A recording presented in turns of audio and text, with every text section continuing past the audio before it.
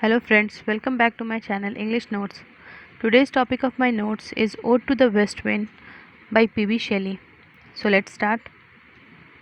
Shelley's Ode to the West Wind is a masterpiece. It is the best among the poems of Shelley. Shelley's genius is primarily lyrical. Ode to the West Wind is one of the most forceful odes in English poetry. Shelley is a great romantic poet. In this ode, the poet addresses the spirit of the west wind and requests it to help him in spread in his fairy message of revolution. The west wind is wild and it is the very life of autumn. It is a destroyer as well as preserver.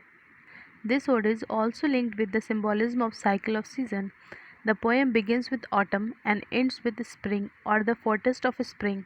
Wind is also the force of destruction and regeneration. The theme of death and birth, destruction and regeneration is doubly important to Shelley. The death and the birth theme are announced in the opening stanza. The wind drives away to dead leaves and conducts the seeds that are cold and dead to their grave.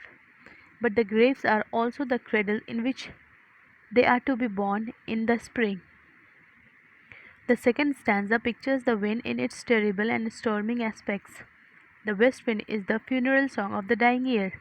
The third stanza opens with an iridescent picture of the other west wind, the Zephyrs of the ancient, who produced flowers and fruits by the sweetness of his breath.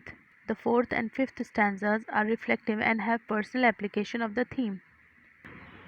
In the fourth stanza, his own sense of oppression and constraint is related to the freedom of the wind and its strength.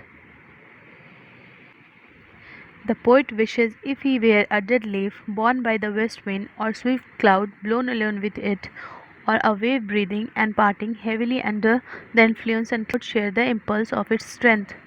In his wild freedom, the poet would be the second top, none other than the uncontrollable west wind. That moment, the poet imagines that the power of wind was his own. He feels timeless and swift, but he has been crushed by the weight and burden of the world, and he says, O world, O life, O time, on whose last steps I climb. The poet wishes to be swept away by it like a dead leaf. The poet feels that the west wind has a power to destroy, but it is not the final destruction. It has also the power of regeneration. The last stanza is a prayer. The poet prays to the west wind to make it air and play to its tune. The poet feels as a force of birth and rebirth. The wind is one manifestation of the creative principle that runs through the whole university. The poet says, make me the air even as the forest is. What if my leaves are falling like its own? Shelley takes up the dead leaves image the opening lines and gives a new turn. Death is the only presence to renewed life, and the poem ends with the cycle of the season. If winter comes, can a spring be far behind? Ode to the West Wind is a flawless and powerful ode of Shelley. It is the epitome of Shelley's poetic art. It is the best examples of the economy of phrase, the rigid exercise of self-control and self-criticism. What is more, it is remarkable for its vivid imagery, striking similes and metaphors. This ode is prophetic in character. It embodies Shelley's optimism.